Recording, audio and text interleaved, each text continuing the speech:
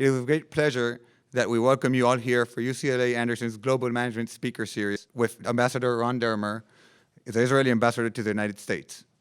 Ambassador Dermer will discuss how Israel, a small nation scarce in natural resources and located in a hostile neighborhood, has become a world leader in innovation and groundbreaking technology. Often referred to as Startup Nation, Israel is home to the highest number of startups per capita in the world. Over the last few decades, thousands of Israeli startups have launched innovations in various fields, including cybertechnology, cybersecurity, and medical advancements. The country attracts not only multiple entrepreneurs and venture capitalists, but also attracts over 100 UCLA Anderson students annually who are keen to learn about Israel's history, culture, and modern-day society. Students have the opportunity to join the Anderson Israel Check, organized by the JBSA, as well as the Center for Global Management's Global Immersion course, both of which will be returning to Israel next spring. Following Ambassador Dermer's presentation, he will be joined by Professor Stuart Gabriel, Arden Realty Chair, Professor of Finance, and Director of the Richard Ziman Center for Real Estate at UCLA Anderson for a moderated Q&A discussion. Professor Gabriel holds a visiting professorship position at the College School of Management at Tel Aviv University and will be, once again, leading the Global Immersion course to Israel this spring. We would like to take a moment to thank the UCLA Anderson Center for Global Management, the UCLA Eunice and Soraya Nazarian Center for Israel Studies, and the Anderson Jewish Students Business Association for making today's Global Management Speaker Series possible. It is our honor now to invite Professor Gabriel to officially introduce and welcome to UCLA Anderson, Ambassador Ron Dermer.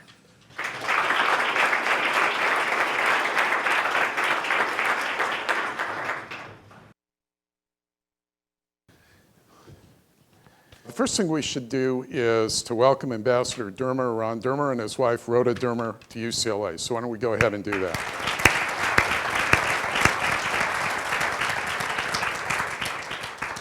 As you know, they come from Florida, and I'm not sure how often you all get to California, so we're certainly very pleased to have you here. Now, this, as you know, is an event co-sponsored by a number of distinguished and important entities here on the UCLA campus, notably including the UCLA Anderson School of Management. I believe Judy Olian is with us as well, the dean of the school, also by the Center for Global Management here at the Anderson School, also by the UCLA Nazarian Center for Israel Studies, and also by our representatives from our Anderson Jewish Student Business Association. So thank you to all the co-sponsors. A word or two about Ambassador Dermer. You know him for his work here in the United States as Israel's ambassador. You know him from many years as a senior advisor to Prime Minister Netanyahu in Israel. He previously was here in the US as a economics minister of the Israel government. Prior to that, a distinguished career in journalism. He's the author, together with a former refusenik, the most prominent of refuseniks, Natan Sharansky, of a critically acclaimed book, The Case for Democracy, The Power of Freedom to Overcome Tyranny and Terror. And as I mentioned, I went to the Wharton School, University of Pennsylvania. He has a degree from Penn and also a degree from Oxford. So as you know, there's a very significant discourse around the world about this whole phenomenon of startup nation. The antecedents, the replicability, the sustainability. Can Dublin, Ireland, or Shanghai, or Singapore rip off the startup nation? Can this phenomenon be sustained? What's the role of government? What's the role of society? What are the implications of this phenomenon for the Israeli economy, more generally for Israeli society? Many, many interesting and critical questions here as relate to economics and to societal development in Israel. And it gives me great pleasure then to call upon Ambassador Dermer. And following that, of course, there'll be a little discussion between the two of us. And then write down your questions and be ready to roll. We'll have a brief Q&A period, but we look forward to taking your questions directly. Ambassador, please.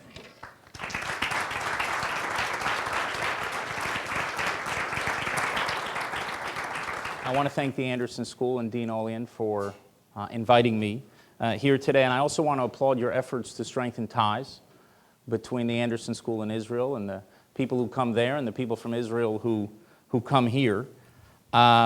and the Nazarian Center for Israel Studies. I want to thank you for your work to let people know a little bit more about Israel than they would see reading front pages of newspapers every once in a while, and to see maybe the true Israel. Most of the time that I talk about Iran, or I talk about the peace process, and I talk about a whole bunch of other issues. That's not what I came here to talk about, but if you have questions later and you want to ask me about those things, I'm happy to discuss it. I was asked to really talk about the transformation of the Israeli economy and the remarkable success that Israel has had, and how did that success happen. And I think that it's a remarkable story that doesn't just have implications for Israel. I think it has implications for countries around the world. If they can understand how Israel succeeded, maybe they could learn a little bit about how their own countries can succeed. And I think it's important, and hopefully I'll get to that a little bit later, for people to understand what is the secret of Israel's success. What is the special sauce? Can it be replicated elsewhere? So before I explain what Israel is doing today and the remarkable success we are today, people have to know a little bit about Israel's history. So Israel was founded in 1948, and we had the same GDP per capita as Egypt and Jordan at the time. And Israel was founded as a socialist country. Founded as a socialist country. It was part of the governing ethos of the state at the time, an effort by the founders of Israel, led by David Ben-Gurion, to really take many Jews who had come from countries around the world and were returning to their ancestral homeland, but to make them laborers, farmers, soldiers, things that Jews had not done for many centuries. And it was part of the governing ethos at the time. Now, I certainly don't want to get into a debate with David Ben-Gurion. He was a very good debater. And maybe there were good reasons why socialism was needed at that time in the struggles that faced Israel and the Jewish people in particular at the time. But I can tell you that socialism and innovation does not go well together. It is a straitjacket for innovation, and it inhibits growth and inhibits productivity. And when you have great genius, which we do, socialism can be that type of a straitjacket. And the best evidence of that, frankly, is the former Soviet Union, which had brilliant people, brilliant scientists, brilliant doctors, brilliant people in all sorts of professions. And their GDP was so small per capita compared to the not just to the United States, but to other Western European countries, despite the enormous brain power that they had in the country. Great education system there. I visited Moscow for the first time in 1993, and I was shocked at how many people riding the subways were reading books. That I had never seen anywhere. And I haven't seen anywhere since, people on the subway all reading books. I've seen people read newspapers with usually big font headlines. Haven't seen all the population buried in books. So the very highly educated society, very literate, but they didn't produce much. And then this remarkable thing happened where people left the Soviet Union, some of those brains, and they came here, a lot of them to California, and they became wild success stories. You know many of those great companies that have been founded by people who came from the former Soviet Union. And when those brains met free markets, it was pretty successful. So in Israel, we had this interesting thing happening for many of the first decades of the state, that we found that Jews were wildly successful all around the world except for Israel. The old joke used to be the way to get a small fortune in Israel is to come with a large fortune.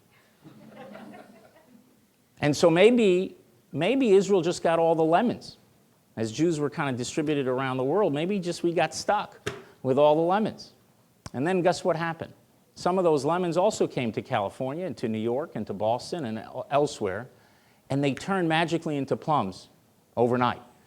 So maybe it had a little to do with the system in Israel, a system that may have served the state well in its first 40 or so years in developing its economy and creating a great sense of solidarity, which is a challenge to have in every capitalist economy. But it inhibited Israel's growth. And I would say that in the first 40 years, we succeeded despite our system, not because of our system. And the story of Israel in the last 20 years is essentially a story of Israel shedding its socialist past and becoming a capitalist country. In fact, I would argue that the Prime Minister of Israel is the first capitalist Prime Minister of Israel. Now, in Israel, capitalism is a bad word. I didn't realize that until I moved there.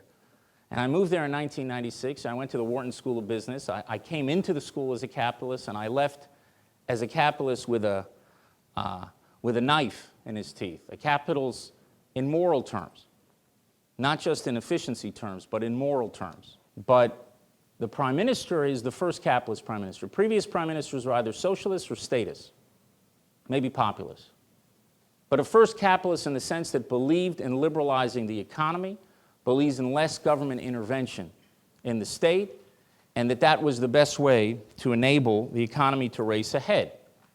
He has been either Prime Minister or Finance Minister for 14 of the last 21 years. So he's been a central figure in this remarkable transformation. In his first term as Prime Minister, I didn't know him then, there were currency controls in Israel in the mid-90s. You could not move more than $10,000 at a time to and from Israel. People are shaking their heads here because they know you'd have to come in with money, and sometimes they tie it into their clothes and things like that. This is in the mid-90s in Israel, and there was a big debate whether we should get rid of the currency controls in Israel because the fear is that there was going to be great capital flight. And we actually had a finance minister who resigned in Israel at the time in the 1990s when the prime minister pushed to liberalize all the currency controls and to remove them. He actually resigned in protest, says it was going to be a disaster for Israel because all the money was going to move. The finance minister who resigned was right, it moved, but he was wrong about which direction it was going to move because it moved into Israel. It didn't move out of Israel. But when in his first term as prime minister, there were very few financial reforms that he was able to achieve. And I think it's primarily a result of not having a crisis. See, when you can do reforms is in the midst of a crisis, because that's when people are willing to embrace some pretty dramatic changes. And you didn't really have a crisis in the mid-90s. There was one notable reform that I remember, and I remember this very well because I had just arrived in Israel as a new Oleh, as a new immigrant to the country. And we used to have a monopoly on phone service, long-distance phone calls in Israel. And there was an effort to try to introduce competition in long-distance phone carriers in Israel. This is 96 and 97. And at that time, it was $1 a minute to call the United States from Israel, which gave me a great excuse not to call my mother. But it was a huge problem in the country, and here were two other companies that wanted to enter the space, and there was a big argument about this. And the monopoly, the phone monopoly, said if you do these reforms, it's going to destroy the service. And they came up with all sorts of reasons why this was going to be a disaster for Israel's economy. And the prime minister pushed it through, and in a day, costs went down 80%.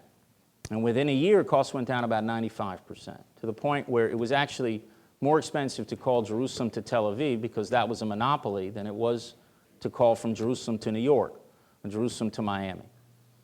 Now, I joked about not calling my mother, but the fact was I could afford to call my mother. But the person who grows up in a development town in Israel could not afford to call his relatives who lived in Los Angeles or Miami. That would have been a once-in-a-month affair or once every 3 months affair. And that reform, by promoting competition, by allowing for the privatization of the long-distance service in the country and opening up to competition, not just privatization, you need competition. That's the single most important principle of capitalism. All of you students, I encourage you to read books by Hayek and Friedman, but Friedman never speaks about capitalism. He speaks about competitive capitalism. That's the single most important word.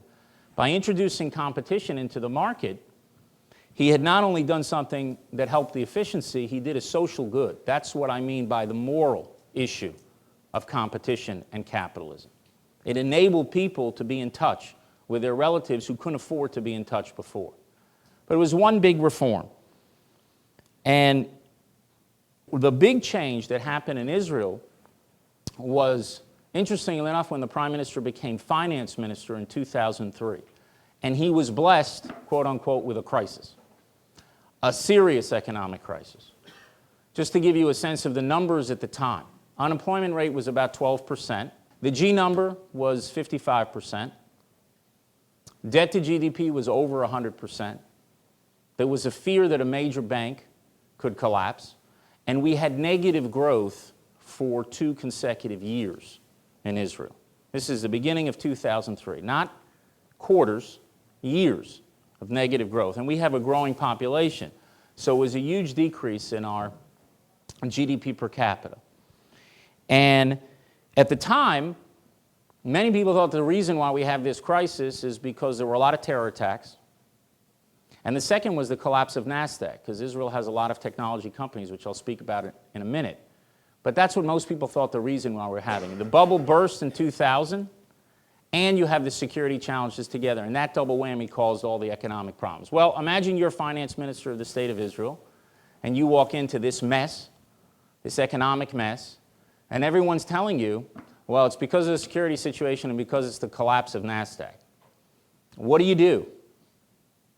Well, the answer is you go to Hawaii, because there's nothing the finance minister can do to affect NASDAQ or the security situation any more than any other minister in the Israeli government. But he had a different view, and I was with him at the time, and I shared this view very strongly, that the reason why Israel economy was suffering is because it was not free enough, and he went about liberalizing it fairly dramatically in a short amount of time. And what I learned from, and this is a lesson to all of you who will go on to serve, whether in this country or other countries, about reforming your economy. One of the things that is always put aside is the politics of economic reform. There is nothing more important in selling economic ideas than the capacity to actually sell them. An economic plan, an economic principle can be brilliant on paper, and you could get a wonderful professor who can do it in a classroom and explain to you why all these things will work. If you cannot sell it politically to a public, it will fail. And some of the greatest economic reformers in history, modern history for sure, were people who could actually sell their ideas and simplify very complicated ideas for the public and let them understand what was happening. Because not everybody can follow, an AEI or Brookings debate of all the intricacies of tax reform or all the intricacies of government spending or privatization or welfare or pensions or anything else. So how do you sell the idea to a general public? And that was the most fascinating thing of this period when he becomes finance minister, where we were trying to figure out how to sell these ideas. Well, something remarkable happened. He took about 3 weeks and came up with a plan to reform Israel's economy. And then he had to sell it. And they did it on prime time in Israel, maybe 6 o'clock or 7 o'clock at night, and he was going to sell it. So how's he going to sell it? Well, in Israel, we don't have the example of the lemonade stand. It's not part of the culture. But there is an experience that Israelis share, and that's the army. Unfortunately, almost all Israelis share that experience of having to defend the country. We have national service. So everyone has that experience. So the prime minister drew from that experience to try to connect with people and to let them understand what he was doing. So this is a live press conference where he's speaking to the country about all these economic reforms that he's going to do in the middle of a crisis, of a real economic crisis. And he talks about something in the army that's called the elephant race. And the elephant race is on one of the first days of basic training. You have all these people line up in a row. And you take the person to the right of you and they go on your shoulders. And then the next person, they go on the shoulders of the person next to them. And you match up in these pairs. And he says, live on television, he said, I remember that first day, and I had a guy who was about my size on my shoulders. And then there was a guy to the right of me who was the smallest guy in the unit, and he had one of the biggest guys in the unit on his shoulders. And then I looked to the left of me, and we have a huge guy with a tiny guy on top of him. And then the sergeant blows the whistle, and I sort of plodded ahead. And the guy next to me shoots off like a cannon. And the guy to the right of me takes 2 steps and collapses. And he says, all economies are like those pairs, where you have a public sector sitting on the shoulders of a private sector. And if the public sector gets too big and the private sector gets too small, it's going to collapse. And not only will it collapse, as somebody moves forward, you could go right into a ditch. and right into a wall. And those are all the barriers to competition and stumbling blocks that are put up in the way of moving an economy forward. And so what he said, this became known in Israel as the fat man, thin man paradigm, where they had the fat guy sitting on the back of a thin guy. And he says, we got to get that thin person much stronger and much bigger, and we got to put the fat guy on a diet. And it was remarkable. You could go to Israelis, person who drives a cab, to any kind of shopkeeper, and you ask them, yeah, about the fat man, thin man. Yeah, they got it. They got it. The guy on the top is too big. The government is too big. It's 55% of our national economy, and the guy at the bottom is too small. And what we need to do is do real serious tax cuts, and then we have to remove all these stumbling blocks. And he went about doing it. One other thing I should say, that before he did that press conference, he spoke to somebody named Roger Douglas. He was from New Zealand. And he actually did the reforms, labor minister from New Zealand, and he did the reforms before Thatcher. Actually, Thatcher learned from him, and he met with Prime Minister Netanyahu soon before he did that press conference. And he gave him a very important piece of advice. Very important piece of advice for all of you who are going to be future policymakers. First thing he told him was do as many reforms as possible simultaneously.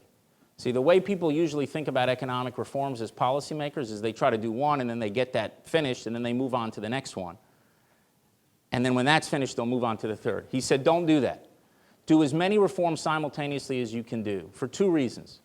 Number one, he said, it will send a signal to the markets of where you are going that will be breathtaking.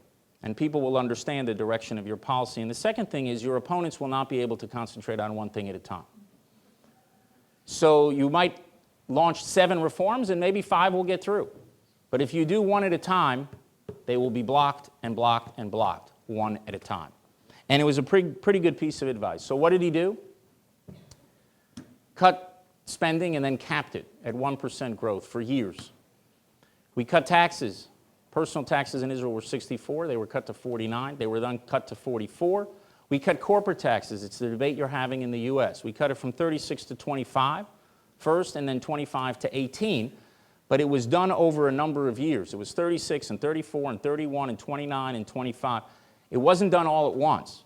It was year after year. But the markets immediately understood the direction of policy and almost got priced into the market, the tax reform at the end of the process and not just at the beginning. And then they had to make changes to the tax policy as well. We did welfare reform, pretty sweeping. We did pension reform. At that time, Israel was the only country besides Chile that had actually done a serious pension reform and has taken an insolvent system and made it solvent. We raised slightly the retirement age of men from 65 to 67, women 60 to 64, made some changes in the contributions, changes into the benefits, and we took an insolvent system and made it solvent, which had a huge impact on the perception of us in the financial markets. And then we pretty much privatized everything that moved.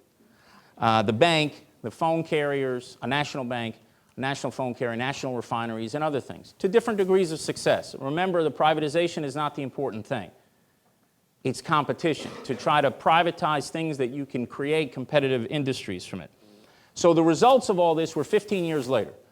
Israel's had growth of 4% a year on average for the last 15 years. That's pretty significant. Our unemployment rate is now at 4%.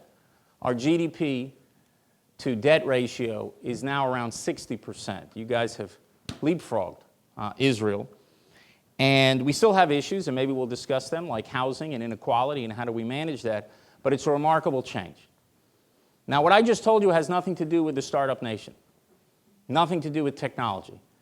It's about Israel getting its own financial house in order. And we did, and it's had dramatic impacts. But what is driving Israel today, once we got our financial house in order, if you get your own financial house in order, you're not going to get rich. You just prevent yourself from going bankrupt. But the way you get rich, and the way rich economies get rich, is through innovation. You're in a century of innovation, and the countries that can innovate, that can create conceptual products, they're the ones who are going to get ahead. Well, the liberalization of Israel's economy has now enabled a lot of those lemons to magically turn into plums inside our own country, inside the country. just to give you a sense of what Israel is in the high-tech sector and how much of a power we are in the high-tech sector.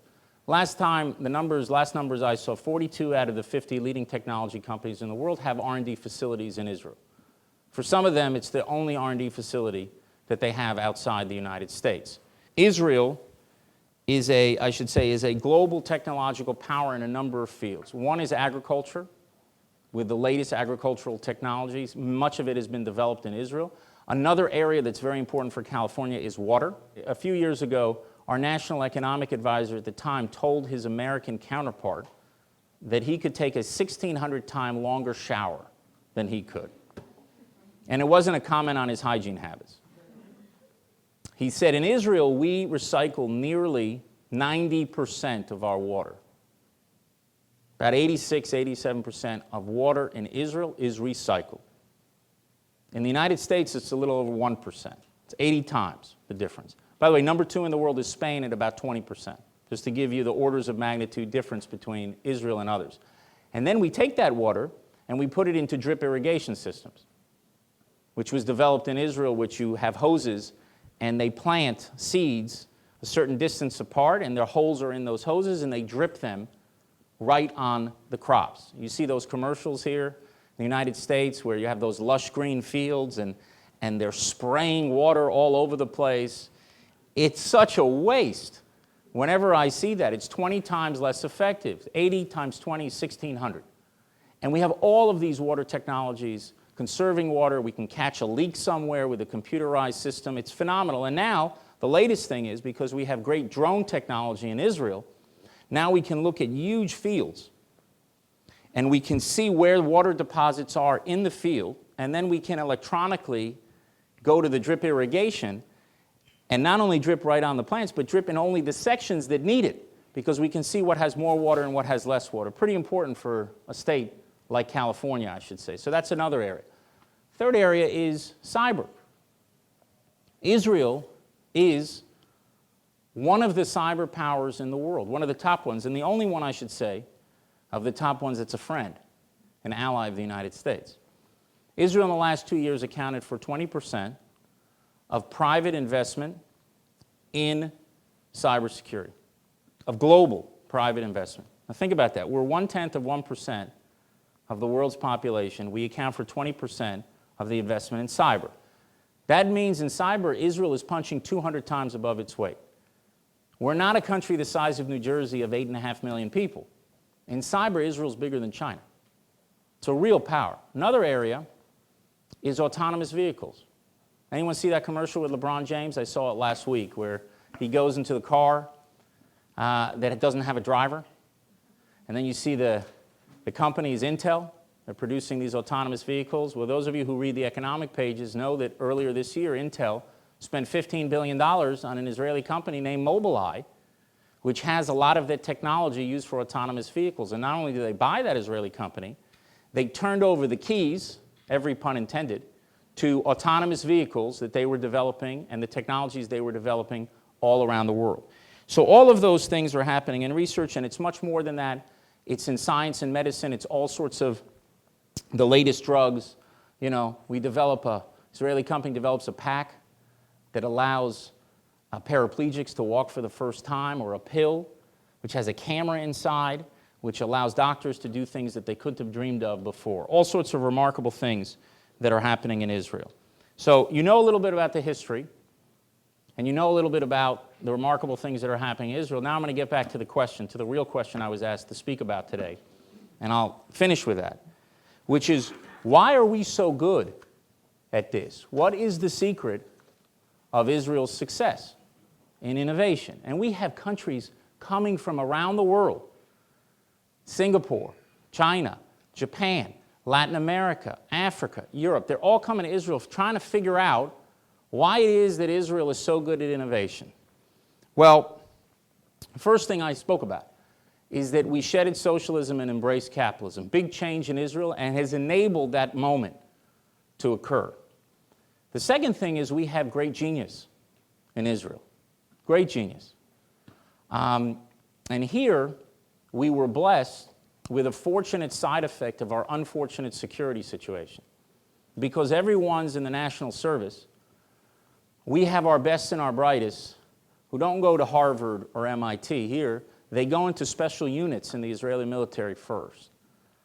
And what they learn there, the access that they have to the latest technologies, are usually first in the military. They then take from them after 3 or 4 years, and they start establishing all sorts of startup companies in Israel. So we have been blessed with our difficult security situation by having that spin-off into a lot of different businesses. But I have to tell you, I don't think genius is unique to Israel. I think genius is pretty much spread out all over the world. I said there were geniuses in the Soviet Union. I'm sure there are geniuses, many geniuses in China, many geniuses in India, but Israel has more patents registered in the United States than India, China, and Russia combined, Israeli scientists. And they got geniuses there, big geniuses there. So what do we have that they don't? And I'm going to give you the secret. The secret is actually in our name. Anyone know what Israel means? Any hand? Israel? Yeah. To wrestle with what? That's right. To wrestle with God. It's a story in the Bible, the book of Genesis. Jacob's wrestling with an angel. He says, angel says, let me go. Dawn's about to break. And Jacob says, not before you bless me. And then he blessed him with the name Israel, which means to struggle with God. Why is our secret that? Because if Israelis and Jews in general are going to struggle with God, they're going to struggle with Microsoft and Apple and Intel. And they're going to come up with a better mousetrap. The secret to Israel's success is in one word, and the word is called chutzpah. It's the ability to challenge and wrestle with conventional wisdom. The Jewish people have won over 25% of the world's Nobel Prizes. Why is that? Over 25%, and we're less than 0.25% of the world's population, so it's punching 100 times above your weight. And Israel has more Nobel Prizes per capita than any other country by far. Why? It's not because we have genius. The Nobel Prize does not go to the genius. The Nobel Prize goes to the genius who questions the professor, who challenges the conventional wisdom. And we have a lot of people in Israel with both genius and chutzpah. There are countries with genius, there are countries with chutzpah, but Israel is the only place that I know of, in mass, that has a lot of geniuses and a lot of chutzpah. I have to tell you, it makes Israel an impossible country to govern. I always tell the Prime Minister when he's having one of those rare days when people are less than grateful for his leadership, which happens sometimes in Israel, I said, what are you complaining about? Moses did 10 plagues, split the sea, went up for 40 days and 40 nights, and got a golden calf. He was 8 hours late, got a golden calf. We're tough people to govern. Very anti-authoritarian, always questioning authority, always questioning conventional wisdom. It's the story of the success of the Jews throughout the ages, and it's a story of the success of the modern Jewish state. So to finish, I guess which maybe overtime, but to finish, I don't think that chutzpah is going anywhere in Israel. I think we have it. It's been in our culture for about 3,000 years, and anyone who wants to replicate what we have in Israel, I suggest that you ask a lot of questions. I suggest that you challenge your professors, and I suggest when you hear a brilliant idea, why you have the guts to say, I can do something even more brilliant. Thank you. One of the things that the ambassador failed to mention was that every political leader in Israel goes by his or her first name. And this has to do with the fact that a dimension of this chutzpah is an informality, and an informality that pervades social and political discourse in the country. And part of that is that we all get to call Ambassador Dermer Ron.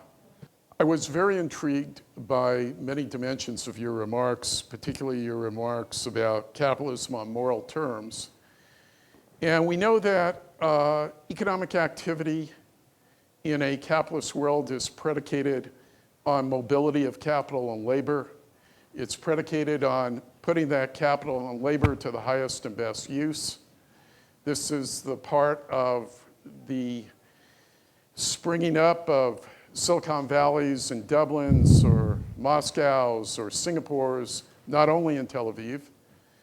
And of course, Ron, you know of the direct El Al flight between Tel Aviv and San Francisco and the connectivity between Silicon Valley and what's going on in Israel. This phenomenon in Israel has been a tremendous and great phenomenon. And at the same time, Israel, like our country and like so many other places, is viewing the artifacts of changing places, of population mobility, of populations that are keeping up and populations that aren't keeping up. So this capitalism on moral terms has to confront these issues, and we're seeking to confront them here, and we're seeking to confront them here in the context of jobs that move from the United States to Mexico, and from Mexico to Japan, and from Japan to China, and from China to Vietnam and Cambodia, and they leave dislocation in their wake, and they leave disenfranchised populations in their wake. Israel has a very heterogeneous population, a population which is comprised of many indigenous and immigrant groups. Two populations in Israel that are not fully benefiting from the startup phenomenon include the Israeli Arab population, and they include the Ultra-Orthodox population, the Haredi population. And Israel has employed a number of different methodologies to seek to spread this wealth to these populations. And Ron, I was hoping you could just provide us with a couple of examples of the policies that have been undertaken in order to lift those populations. So obviously, it's just because you have a capitalist economy doesn't mean that you don't have challenges. And inequality is always one of the big challenges of a capitalist economy. You can throw capitalism out and everyone can be equally poor. That's one possibility. That happened in countries for about 50 years who were associated with the former Soviet Union. But one of the points I want to stress here, and I'll get to your question, is the importance of competition as the overriding principle of capitalism. It is the single most important word. Capitalism without competition doesn't mean much. Competition improves quality and lowers prices. And it helps actually the least fortunate in society because it spreads. I gave the example of telephone calls, but the ones who are helped when you actually have truly competitive markets are the people at the lower end of the spectrum. The people at the top will do fine under oligopoly and do fine under monopolies. It's the people at the lower end that actually get help through competition, and sometimes that is lost. When I was in Wharton, I went to Wharton as an undergrad, the debate then was always between business and labor, and it's a false debate. The debate should always be about trying to do everything you can to promote competition. There was also a debate then between government and the private sector. And I think one thing that is lost in the economic debate that I hear here and other places is what is the role of government? We need less government, less government, more. That's actually not the relevant question. The relevant question is what will promote more competition? And sometimes you need strong government to promote competition. That's what happened when they busted trusts in this country at the beginning of the 20th century, and you may have industries right now that are not competitive industries that you need government in order to go in a very strong way and to promote competition. Most of the time, I would say 9 out of 10 times, promoting competition revolves government getting out of the way. But occasionally, it could require the government to go in and to do what it's necessary through effective regulation and other policies to promote competition. Now, in Israel's remarkable success story that we've had, where we have 4% growth as a high GDP per capita country. You know, just to give you a sense, I said that Israel's GDP per capita in '48 was the same as Egypt and Jordan. Today, Israel has a higher GDP per capita than Japan and higher than the EU average. Our problem in Israel, we don't have enough capita. We have a high GDP per capita, we just don't have enough capita because we have enormous security burden that we have to carry on our shoulders, which is why we're very grateful for the assistance we get from the United States in helping us shoulder this enormous burden. It's a high share of our GDP, of our spending actually goes to defending the country and our security services and providing that protection. But as we've now grown the economy and to grow a $5,000 per capita GDP, if you basically put down roads and rails and don't have corruption in your government, you can get 8, 9, 10% growth for maybe a decade or more. It's when you get to high levels of GDP that it requires that innovative economy. Now, we have this innovative economy, but the question is, what happens to these populations who are left behind? And we found 2 populations in Israel account for about 2/3 of the poverty rate in the country. And everyone knows they measure poverty in a relative construct. It's half of the median. And if you're not over half of that median, you become poor. So we had 2 populations that accounted for about 2/3 of the poor. One were Israeli Arab population, the other was the Ultra-Orthodox population, that are less, about 25% of the country overall, maybe a little less, and they were 2/3 of the poor. And what we found in looking at the numbers is the reason why they're in poverty is because you don't have enough of them employed. We have a high GDP per capita despite having 7 or 8% fewer people in the labor force than the OECD average. We have a much lower rate of labor force participation, and it was in these 2 sectors. We looked at all those economic numbers, and we see what percentage of the population is poor when you have both parents working. And it's very hard to find people, they almost don't hit the rounding error, where you have both people working and any poverty. The number was between 1 and 2%. So what we had to focus on is how can we get these populations into the labor force? That was the big issue. And there were 2 separate issues. The problem in the Ultra-Orthodox community was men, not women. Women were working in higher numbers. It was actually Ultra-Orthodox men. And the problem in the Israeli Arab sector was Israeli Arab women who were not working.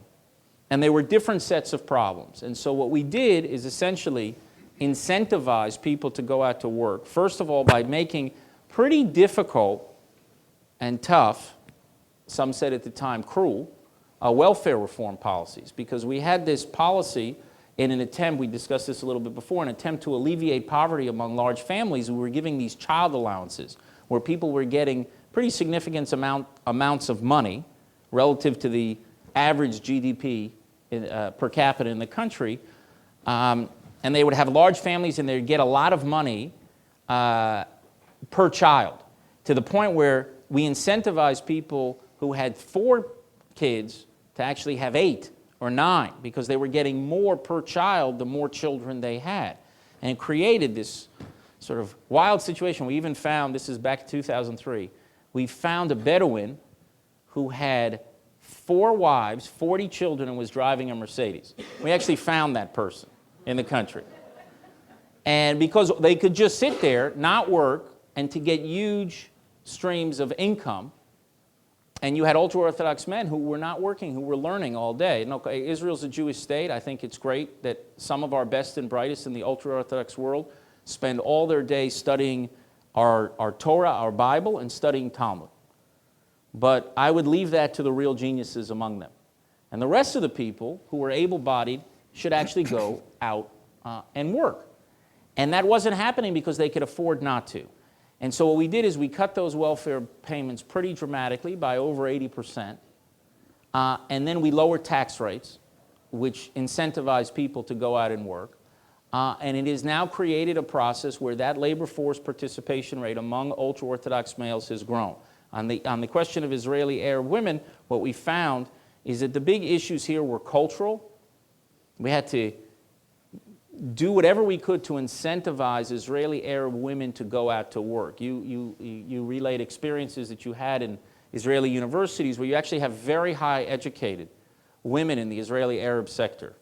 In fact, I think the valedictorian of the Technion's medical school, one of our RMIT, was actually a Muslim Israeli Arab woman who was the valedictorian of the Technion Medical School only a few years ago. So you have a very highly educated population, but not enough people were going to work in that sector, and part of the problem was transportation, to be able to make sure that they could get to where the jobs were. So we put a lot of roads, a lot of rail, high-speed rail, and we've also seen changes there. And I think that what you'll see in recent years, this Gini coefficient that measures poverty in Israel, we are, with the United States, we are the two most unequal in the world and the Gini coefficient, but our trend lines are actually improving. And I suspect over the last 4 or 5 years, and I suspect it will continue to improve as long as we can get more and more people in the workforce. And that's what we're focused on. And when you do it, I think it creates a great sense of self-reliance and accomplishment in addition to those macro GDP numbers. And what we have to ensure is that Israel is a place where people feel that you have that upward mobility in the country, that not only do we integrate that population into our workforce, but that people have the opportunity to get ahead. Prior to the ambassador's speech, we spoke a little bit about relations between Israel, or emergent relations between Israel and many of the neighboring Arab countries. And I was hoping, Ron, that you could extend the remarks that you just made to speak of a role, if there is a role, of the agglomeration of startup activity in the so-called startup nation phenomenon in terms of conversations that Israel is or might have with the Palestinians, and particularly those in the West Bank. And let me say the following as we go into that. One of the things that's said is that the strength of a democracy is in fact built on the strength of the middle class. And one would perhaps extend from that the idea that economic development in the West Bank would be altogether desirable, just as it would be in Gaza. And in fact, there are many Israeli plans circulating for creation of a port off of the coast of Gaza. There's a bit of startup activity in Ramallah. And I'm just wondering, kind of from the level of 30,000 feet, how do you connect the startup phenomenon to the improvement of economic conditions in the territories, and with that to the potential for different sorts of conversations between Israel and the Palestinians? Well, look, I think it's a very important point. What I will say, that the Palestinian population is highly educated. That's certainly true relative to the broader Arab world, but it's probably true, I haven't seen the numbers, relative to a lot of other countries around the world. Highly educated and quite entrepreneurial. And I think there's no doubt that the economic development of a Palestinian society, a Palestinian business class, can do wonders to help advance a peace and reconciliation. And also to serve as a bridge between Israel and the wider Arab world as well. You know, just saying as an aside, some people think the Arab boycott was the real reason for Israel's success. That had the Arabs not tried to boycott Israel in the 70s, then we would have been able to sell low-tech to our region. And because we couldn't do that, we had to compete with Europe and the United States and others in high-tech.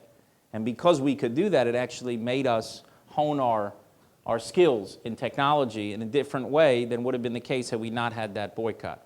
I do believe that it's been unfortunate for the last 20, 25 years that more focus has not been that there has not been more focus on Palestinian economic development as an important part of peace and reconciliation. Everyone pays lip service to this. Everyone will talk about the importance of developing the Palestinian economy. That's not important.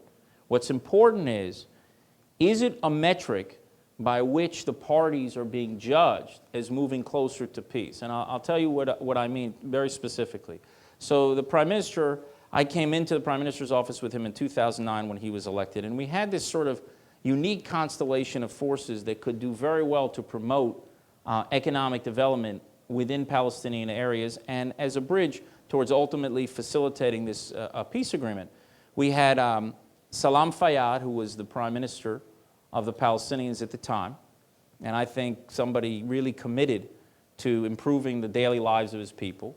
You had the Prime Minister who fully believes in markets and in Palestinian economic development, not as a substitute for a political peace, but as a facilitator for a peace. We had Tony Blair, who was heading the Quartet at the time. You had all these forces, and we were very excited when we got in. We said, wow, we can start actually removing all the obstacles to Palestinian economic development, because that economy, by the way, is very monopolized, very centrally controlled, and you have a lot of real strong business class there that would love to develop, and they were not able to do it. So we were looking forward to working with Fayyad and others, backed by the United States, backed by the Europeans, backed by everybody, to get actually economic development off the ground. Now, the Palestinian economy is like the economy of a small city. It shouldn't be, Egypt has 90 million people. In the West Bank, you're talking about 2 to 3 million people in the West Bank. So it shouldn't be that complicated an issue if the whole world is focused on this to try to sustain growth rates for 8, 9, 10% for a decade or two, which can't be bad for the prospects of eventually achieving peace. And while everyone was paying lip service to it, no one actually gave that process a tailwind. And a real process of making economic reforms is hard work. It requires a prime minister to go into his cabinet, to bang on the table, to take every minister and to get them to do what they need to be doing to overcome all of these obstacles. Now, sometimes there were obstacles that were security. And sometimes there were obstacles that were not security. It just could be a monopoly. It could be an Israeli monopoly over something. How do we bust down those monopolies? Well, you need the political force to do it. And what I found in a very short amount of time, that all of these diplomats that came to Israel, they didn't come, the foreign ministers of European countries, secretaries of state from the United States, they didn't come and ask, what have you done today to improve the Palestinian economy? What are you doing to work to remove these barriers? What they asked are you building apartments for Jews in Jerusalem? That became actually the most important metric of whether we were moving closer to peace. And it was a huge mistake.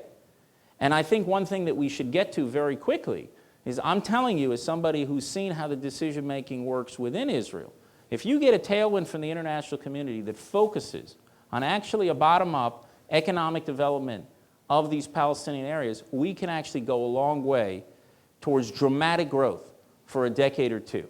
That may not solve the conflict, but everyone's working on solving the conflict, in the next year, in the next 2 years, or the next 3 years, and instead of trying to sustain economic development over a 10 or 20-year period that ultimately will facilitate a peace agreement, because you have so many people vested in success, so many people who feel that they're part of it and who feel that continuing that situation is better than an alternative. And so I look forward to the day when that will actually become the metric for whether or not we are moving ahead in the peace process. Startup Nation, all the companies that are emerging in Israel, what impact does that have on creating, permanent, lasting jobs as opposed to IPOs? Yeah, well, that's a problem for Israel, where we have a lot of great ideas that then get bought up and come out here to California, and then they become these huge global businesses. Well, we are a small country of 8.5 million people. We don't have a large domestic market, which is why we probably haven't developed the managers and marketers at that. We have the innovators in Israel, and we have those R&D centers in Israel. But you take a company like Waze that was developed in Israel and sold, I think, for $1 billion in Google. And so a lot of people say, well, that's just selling out. I don't agree. What I see is a situation where every serious technology company in the world is rushing to Israel. And that creates a critical mass. And one question you asked earlier before you introduced me was, is this going to jump? Is this sustainable? So I remember reading a book by Paul Krugman, who I think still writes for the New York Times, right? The Nobel Prize-winning economist. So I read a book of his called Peddling Prosperity about 25 years ago. It was a very interesting book. He said politicians take economic ideas after they've been discredited in universities. That's when politicians actually start taking them and doing things. So I don't agree with all his political views, or even almost any of his political views, but a brilliant economist. And he wrote a chapter that I will never forget in that book. He called The Economics of QWERTY. Does anyone know what QWERTY is? Yes, the keyboard. Somebody said the keyboard. So QWERTY is the keyboard, Q-W-E-R-T-Y, on the top left of your keyboard. So the question he's asking, he's an economist that wants to find examples of markets failing and not going to perfect markets, which was the economic and academic debate at the time. So he said the keyboard actually was designed to be inefficient. No people here, it's hard when I'm the oldest person in the room, but there used to be, some of you may remember or have it in a museum somewhere, there used to be typewriters where if you typed too fast, the whole thing would jam. And it would catch together. So that was the technology at the time. So they actually designed the initial keyboard to be inefficient. And then the question was, when they made word processors where it no longer mattered, why did they keep the old keyboard?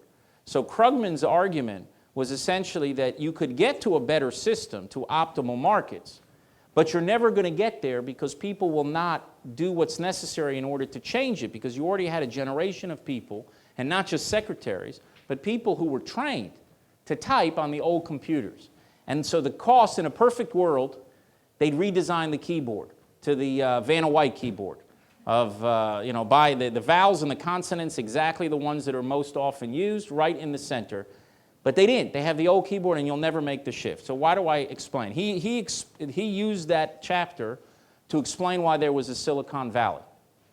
Because he said that you have businesses that will go there in one industry, and then employees will come there. And then more businesses will come because they want those employees that understand that industry. And then more employees come, and more businesses come, and more employees come. That's how Silicon Valley developed. So you could think, well, conceivably somebody could go and start up a Silicon Valley somewhere else. Well, it won't happen because you're already stuck in that critical mass. That's why all carpets are produced in an area of the Carolinas, because all the businesses and all the sub-businesses of that industry come to one place. What has happened in Israel is a QWERTY phenomenon when it comes to high-tech. We have so many high-tech companies that are in Israel, so many young people that are involved in the research and development in Israel. It's only about 88% of our workforce, but it accounts for about 40% of our economy. One thing that people are shocked about when it comes to Israel is the share of tourism of our economy, because most people think tourism must be 25, 30, 40% of the Israeli economy. It's about 2% of the Israeli economy. And that's one area, by the way, that's important for Israel to invest in, because it's a source of lower tech jobs that are sustainable over time. We only get about 3 million tourists in Israel a year, 3 to 3.5 million tourists. We should certainly have more tourists than people in the country because of the Galilee, of Jerusalem, of areas that are rich in meaning to huge populations around the world. But the point, to finalize this point about QWERTY, when we create this critical mass of industries, I don't think it's jumping anywhere else. I don't think it jumps to India. I don't think it jumps to Korea. It's not going to jump anywhere else because it's in Israel, and every year that goes by, when more and more companies are investing and more people understand the types of innovations that you can have in Israel, the sky's the limit. The best example of that is probably what has happened, I spoke about it before a little bit, is cyber. Beersheva, which you have a relationship with Ben Gurion University, Beersheva, the Prime Minister, I was with him 15 years ago, where he said he was going to make Beersheva the cyber capital of the world 15 years ago. And he told a group of investors in London, this was 2 months after he was finance minister, I was there, and he says, I have one piece of advice for you. Buy anything in Beersheva. Buy a parking lot in Beersheva. So it's going to be worth a lot of money. And had anyone made that investment, they would have made more money than probably even investing in Apple at the time. Because here, Israel's size is actually an advantage. 95% of Israel's security problem is the physical size of our country. I know people think that the biggest problem in the Middle East is that Israel's too big, but about 95% of our security problem comes because we're a very small country. America's 500 times the size of Israel. Egypt's 50 times the size of Israel. We're very small, and because you're a small country, things that in other countries could be tactical military security issues for border towns become in Israel strategic issues because all your population is within the range of short-range rockets. Your national refineries, your airfields, your military installations are all within a very, very narrow belt of the country. But in innovation, actually small size is an advantage because you have in a very tiny country, you have not only that military and all the technology that's developed there, you have academia and you have the business class in a very small country. If you go to Israel, those of you who haven't been there, you can go, take in the middle of the country, you can go north to south in 3 hours, any place. But in Beersheba, you have a first-rate university in Ben Gurion University. You have, what we've done is we've taken our intelligence units of the Israeli military, and military intelligence in Israel is not an oxymoron. We bring them down from Tel Aviv to Beersheba, and a lot of young people with very, very big brains who do their service and then are looking for jobs. And then we establish an incubator for cyber. And all of these companies from around the world are going and setting up shop in Beersheba, and it's creating this QWERTY that I'm sure in a perfect world you could figure out somewhere, someplace where everyone will all of a sudden get up, and because of its cheaper labor somewhere else and would rush off to, it's not going to happen. Israel is going to become a global technological power, but I think you're only seeing the beginnings of what we're going to be able to achieve, not just in cyber and autonomous vehicles, but in so much more. Tremendous. Ladies and gentlemen, join me in thanking the ambassador of the United States from Israel. Thank you.